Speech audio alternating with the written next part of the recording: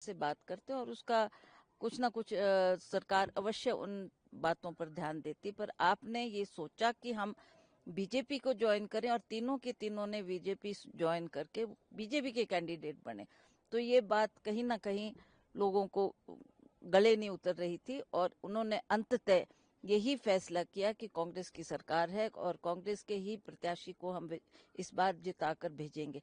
जो अभी तक रुझान आया उसमें हम तीनों सीटों पर अच्छा हमने परफॉर्म किया है, अच्छे रिजल्ट है और हमें पूरा विश्वास है कि तीनों सीटें हमारी कांग्रेस की झोली में जाएगी।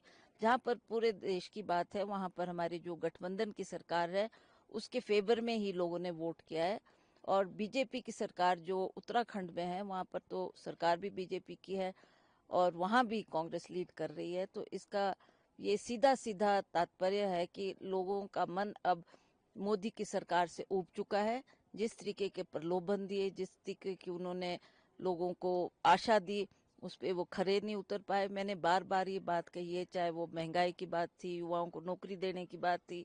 आप उनको कहते रहे कि हर खाते में 15 लाख आए, लोगों ने बड़ी आशा से आपको जिताया और क्या क्या आपने इन 10 सालों में किया वो सब जनता के दरबार में है और जनता देख रही है। आपने नोट की जो ये हमारे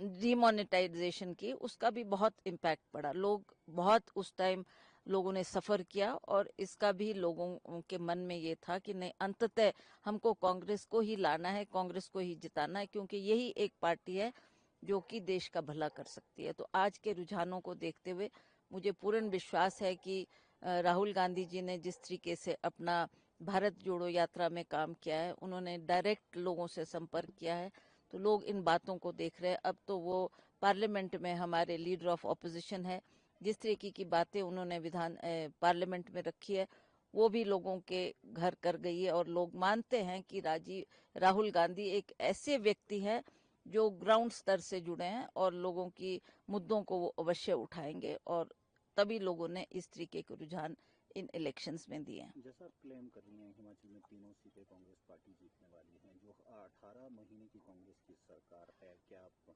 मानते हैं? एक तो आपने कारण बताया कि दल बदल की राजनीति को नकारा है लोगों ने, क्या कांग्रेस की जो 18 महीने के काम हैं उस पर जनता ने अपना मैंडेट दिया? देखिए, सबसे बड़े मुद्दे जो हमारे सामने उस वक्त थे, हिमाचल प्रदेश में एक बहुत बड़ी त्रासदी आई थी। बहुत सा समय हमें उसे ठीक करने में, सड़कों को दुरुस्त करने में, लोगों के जो घर बार बह गए, लोगों का जो नुकसान हुआ उसकी भरपाई करने में सरकार का पैसा भी लगा और सरकार का बहुत सारा समय उसमें हमको देना पड़ा, क्योंकि वो हमारी प्रायोरिटी थी। और जो सरकार के काम है वो चाहे वो ओल्ड पेंशन स्कीम लागू करने की बात थी, जो लोगों ने डिमांड किया था कि अगर आपकी सरकार आएगी तो आप हमें ओल्ड पेंशन स्कीम दे, वो भी सरकार ने लागू की।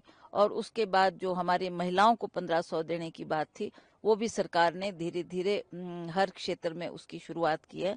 उससे भी महिलाएं काफी खुश है और ये मैंडेट जो आ रहा है इसमें महिलाओं का बहुत बड़ा योगदान है।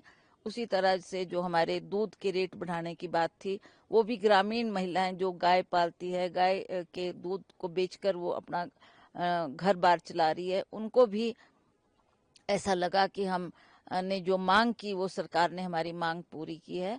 तो मैं समझती हूँ कि ये कुछ ऐसे अहम मुद्दे थे जिनको सरकार ने प्राथमिकता दी, उन कामों को किया और उसके रहते हुए लोगों ने ये रुझान हमारे को देखने को जो मिल रहे हैं उसका श्रेय अवश्य सरकार को भी जाता है। और कांग्रेस पार्टी ने जिसने हर जगह जाकर अपनी नीतियों को लोगों के सामने रखा, अपनी बात लोगों के सामने रखी, तो मैं समझती हूँ लोग उससे कन्विंस भी हुए और वो ये बात जानते हैं कि कांग्रेस पार्टी जो बात करती है, बोलती है, उसको करके दिखाती है। हमने पहले भी पूर्व में जब हमारी कांग्रेस की सरकारें रही, हमारा कांग्रेस पार्टी का नारा भी ये था कि काम किया है काम करेंगे, झूठे वायदे नहीं करेंगे।